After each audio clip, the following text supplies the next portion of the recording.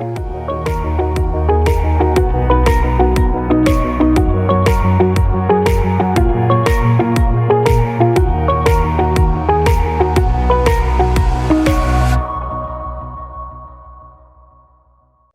to How Women Inspire. Today's guest is a clinical associate professor at the Kellogg School of Management, the best business school in the United States. She teaches personal leadership in their women's leadership program as the director.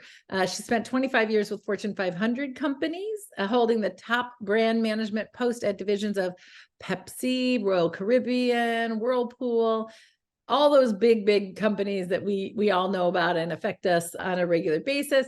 This trailblazer serves as an independent director for 2 public companies and 1 private company on their boards. She runs a leadership advisory service, consulting and speaking and coaching, and she's a TEDx speaker. What hasn't she done? She's going to share with us today insights on leadership and careers and advancing women and inclusion. And she's also a prolific writer. You can find her at Harvard Business Review and Forbes and Business Insider. This is a drumbeat, my friends. What I want you to know is you can really dive in, and we're going to talk more about this today, but she just is publishing a book called The Mirrored Door. I'm so excited for this. She's using her experience to really help us understand and navigate through all of the internal and external obstacles that really stop us from creating the career that we desire. I feel like I have this conversation with people every day, including my young adult kids. So welcome, Ellen Taaffe. Welcome so much. I'm so excited to be together today. Julie, I'm so excited to be here and just to be a part of How Women Inspire, How Women Lead, your whole organization. So thrilled to be here and looking forward to our discussion. Okay, Ellen, before we get into the serious stuff, do you have a theme song or a song that you play to get your energy up or to use to celebrate? Where do you go? So my song is Fight Song by Rachel Platten, I believe. Yeah. And I think it came out at a time when I was in a career pivot. So it was really notable to me because of that. And, you know, did you feel like you had to fight a little bit, Ellen? Was it sort of like, hey, I'm bucking up, I gotta hold my own? It was at a point where after my corporate career, I worked for a small company for 5 years. And when I left that, it was really like, what do I want the rest of my life to be about? So it was about finding my voice. So some of the lyrics of all the things I didn't say, wrecking ball inside my head, that was me holding back in meetings or things like that. It was at a pivotal time where I was figuring out, what am I going to do to get more women on boards? I was joining my second board and starting to interview and just feeling like I don't want to be alone in the room as the only woman, and I need to use my voice. So it was something that I think was something I had to learn throughout my career, but it was showing up again late in my career. It popped up. So this finding my voice, there's so many lyrics in that song of, I have one match, but I can create an explosion. And it was at a point that led me to do more to get women on boards, as well as to join Kellogg heading up women's leadership programming. So it was a pivotal time. There's so much of what you just said that resonates for me. Part of which is in my 20s, I did all this work around showing up and my voice. And I thought, I got it. And every once in a while I'd hear these older women and I'd be like, didn't they do that work in their 20s? And then all of a sudden it's like, you're knocking on 50 and you're like, wait, some of this stuff comes right back. You have to rework on it, right? We all hear about like this glass ceiling. And I think so many of us get so many bruises along the way. You're just going as fast as you can to try to ping-ponging through the wrecking, whatever, with the wrecking ball outside, inside, wherever it is. And we keep filtering and revising and making ourselves maybe even smaller. But your book is called The Mirrored Door. Will you talk a little bit about what's the upshot of that? Why does that matter for us? Yeah, so the mirrored door is my metaphor for this dynamic that I see in women, in my students and women I've coached. I see it in the research and I see it in myself. And it's when we face opportunity and reflect inward and think, I'm not ready, and hesitate and have this doubt of I'm not ready or worthy for this opportunity when all the growth is on the other side. And so often we take actions that have worked for us before, preparation and perfection and pleasing others, and a couple different things that I've identified, and we hold back and we miss opportunities. And, for sure, we are held back by systemic issues and biases, but in this case, we also hold ourselves back. We also lock ourselves in place. Yeah.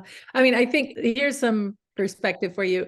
I mean, you are the perfect example of this, right? A woman who's on a bunch of public company boards. Everybody would look at your resume and like, you're one of the most powerful women in the country. What could you possibly have to worry about, in terms of feeling ready? And I work with the most powerful women in the world doing extraordinary stuff. All of us think, oh my God, she's got it figured out. And every one of them has some kind of an imposter syndrome, I think, with near exception.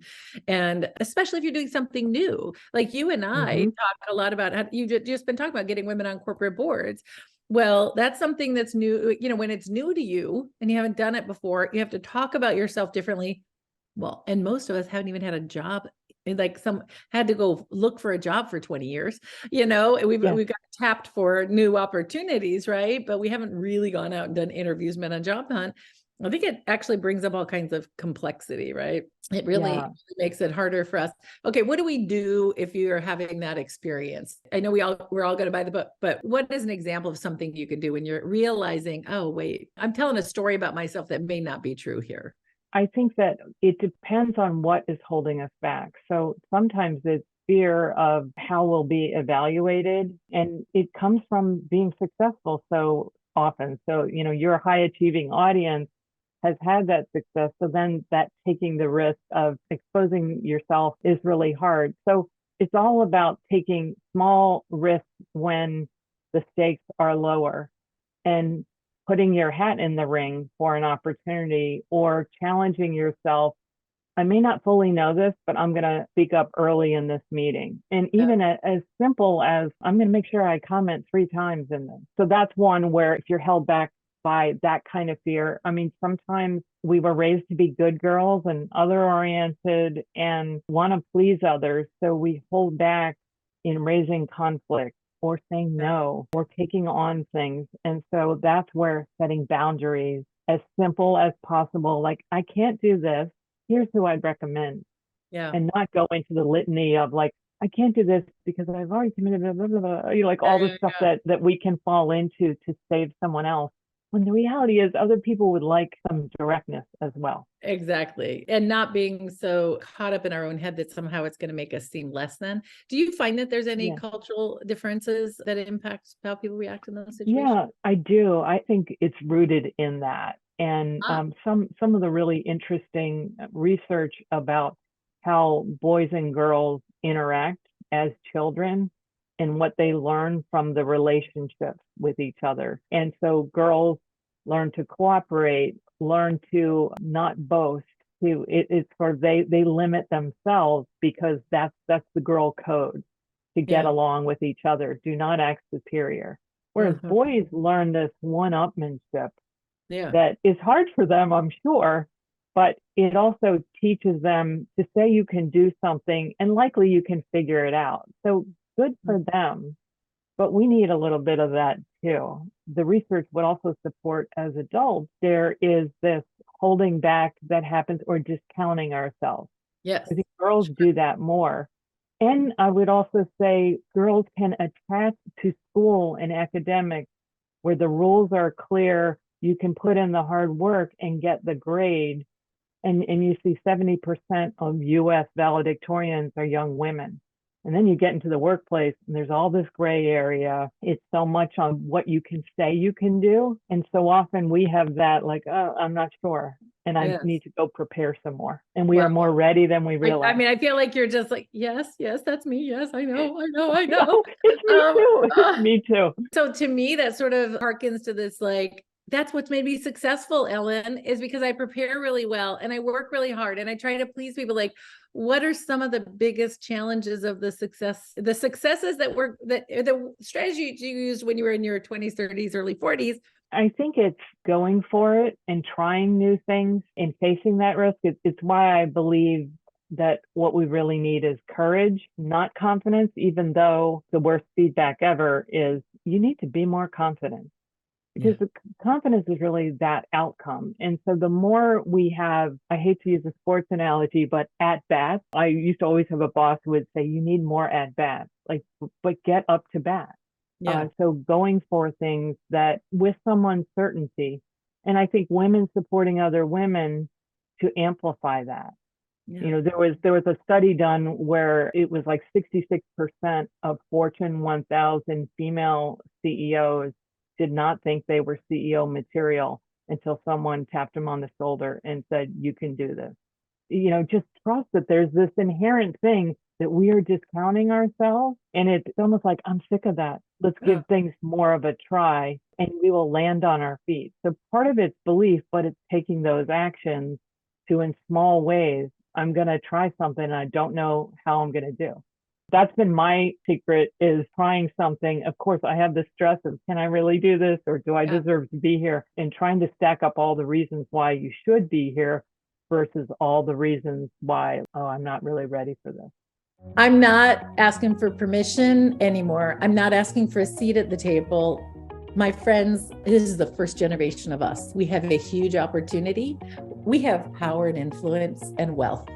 And we can start building the tables where we get the prime seats.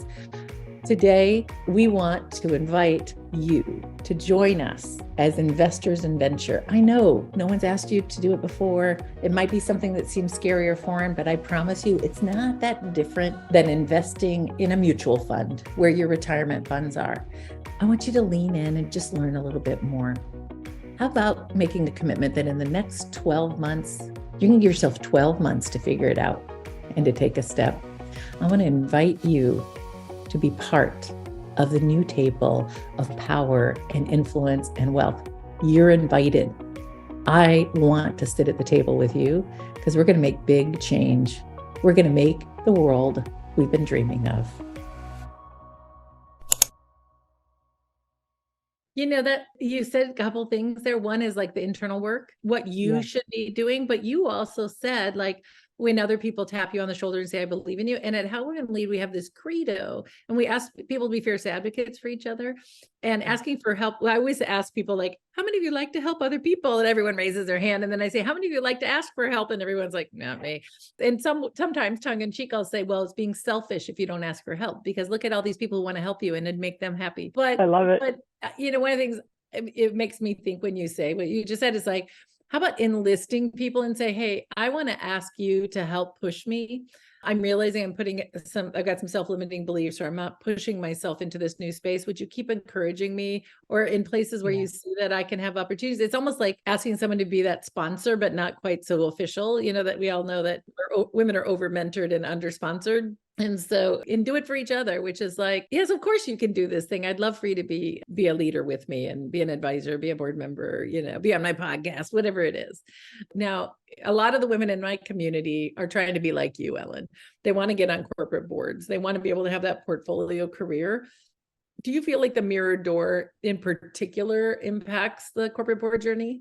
I do think so. I think more women are aware of board service and want to go for it too. I don't think we've always identified it to the people in our network. Yeah. So we might go to, and everyone should go to, the Get on Boards Week that How Women Lead offers. But there's also a tapping into your network and communicating, this is a goal I have. Yeah. And sharing that, because so much of it still does happen through a network. And it's not just women. I mean, you have almost a greater chance of letting the men know in your life that, who are dominating boards still, that this is something you want to do. And of course, doing the work to get yourself ready to know what you're getting into, which is why I like the training programs and things like that. Then the last thing I would say is making sure that you can take all your experience and share what contribution you can make in the boardroom. And sometimes we fall back on language. I saw someone not get a important high level job because they kept saying, we did this, we did this, we did this. And they left the interviewing committee thinking, I'm not sure she did it. Yeah. She kept talking about her team. And that's an important thing but you also have to say, what did you do in the matter, Yes. and how Right. you can contribute in that boardroom Well, as well.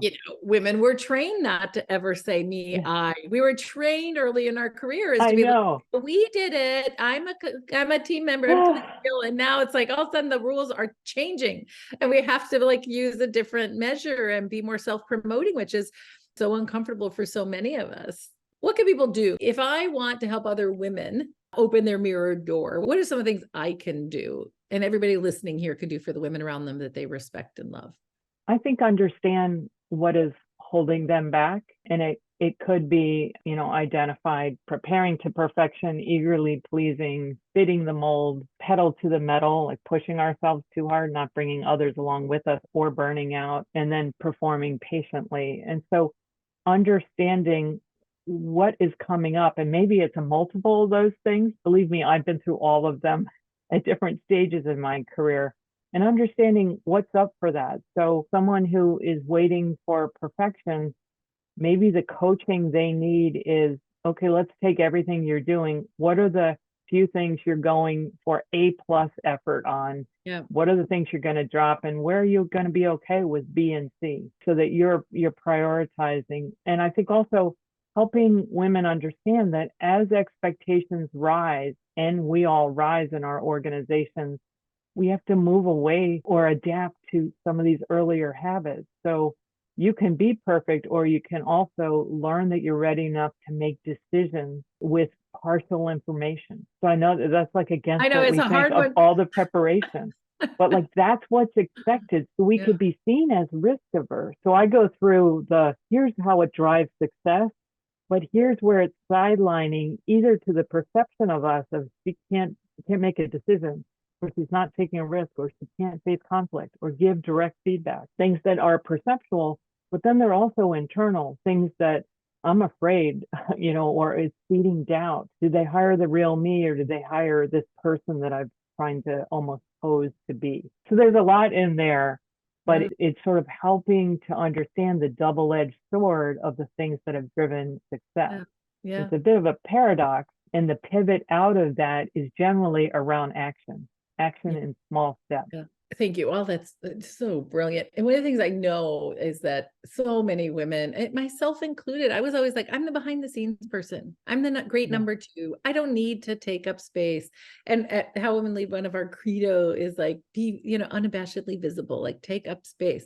But that is super hard for us. And there is a line, right? Where at some point it's like, well, this person is just completely self-promoting, but there's something in between complete deference and, to being, overly self-promoting. Like, how can we figure out where the line goes? Where should it be? I think that we got to get really candid with ourselves and get some feedback. So the risk is all that, wow, she's a go-getter, she's hungry, all those things. Later on, it can be, she's kind of a worker bee. I don't see her in management, all the way to she is how arrogant. And truly, more women are not in that. She's arrogant. She really is. They're really not. And so it's something you can get feedback on too. But it's hard. I would tell you, I am trying to be unabashedly visible on LinkedIn right now in preparation for this book launch. And I am constantly feeling like anyone who's on LinkedIn a lot must be so annoyed by me. But you know what? I'm getting the word out because this message matters too. Yeah. It really does. I want every single woman to hear this message, Ellen, because I experience it almost every time I talk to a woman leader. And it's amazing. Even the most powerful women leaders, really, they need to have the mirror up in front of them to be able to, without their filters, somebody else. So do you get like a team of your colleagues or friends together and say, hey, can you help me through this? I know that I'm struggling with my visibility. Can you tell me if I ever sound like I'm being braggadocious or whatever it is? Or how would we go about enlisting other people's help? I think it's asking for feedback and all the positives, like what do you see that's working well, and where might I be getting in my own way? It's usually about getting in our own way. I did get feedback when I was at Kellogg, a new professor, and I got feedback from someone who gave me all these wonderful things, that some of which I heard before, but like very nuanced things. But she also said, you're hiding your light under a bushel. And it was sort of like, she's right. I was thinking You like, oh, teach I'm this I'm stuff, not Ellen. tenured. I know. Well, this was I hate like when that 7 years. Yeah, but it happens. was like 6, 7 years ago, and it was an impetus for me. So that might be tough feedback to give, but it was Yeah. great to hear. And I signed up for things that got me writing and got me speaking, and I Mm. signed up for this TEDx talk and these other things that were putting myself out there. I write about her because I think that feedback was so important. So getting good with questions that help someone, give them permission to give you feedback, but then very specific. So I'm working on handling conflicts or whatever it is, the thing that might be holding you back. Can you give me one thing how I can get better at that? So Right. making it easier to get clearer feedback, especially because we know that women get more vague feedback too. Yeah. Oh, interesting. So keep asking and saying, I would love specific feedback from you. Well, Absolutely. and it is very interesting. I've heard so many cases where somebody's in a work environment and the women are basically saying, I don't get any specific feedback. And the men are Yeah. scared to give feedback, I think, to women for Yeah. some reason. I think they feel like they're going to cry or something. It's a They, little bit what I've heard. that's also been researched. That Yeah. is Oh, true. yeah. And Yeah. it's true of men and women giving women feedback.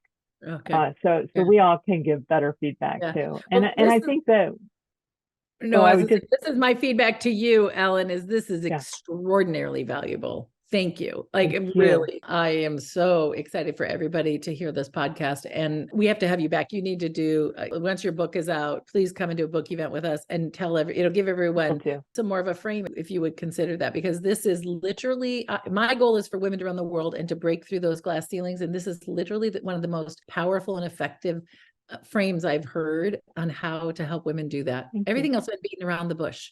This is actually naming it in such a powerful way and with a good metaphor. Thank you so much. Oh yeah, no, it's really powerful. I'm serious. I don't know if you've listened to my podcast, but I don't say this kind of thing lately. We're out of time. If you could leave the audience with a piece of wisdom or advice, what would that be? I would say when people tell you who you are, all those positive things, believe them. Yeah. Believe them with your mindset and take actions as if you believe them, even if you're doubting. Well, Ellen, everybody listen up. You may think I look like I've got it all figured out and I don't have any of these myself, but I got a whole bundle of these I got to work on. And I'm going to try and lean into what you just said, Ellen, and ask you, maybe I'll enlist you, Ellen, as one of my advisors to help me with my own mirrored door. I can teach it, but I'm not sure I always do it, just like Please a lot do. So thank you. You've given me a tremendous gift today. I really want to thank you for all of, on behalf of all of us. Thank you. You deliver in such a beautiful way. So thank you. Thanks. Thank you so much.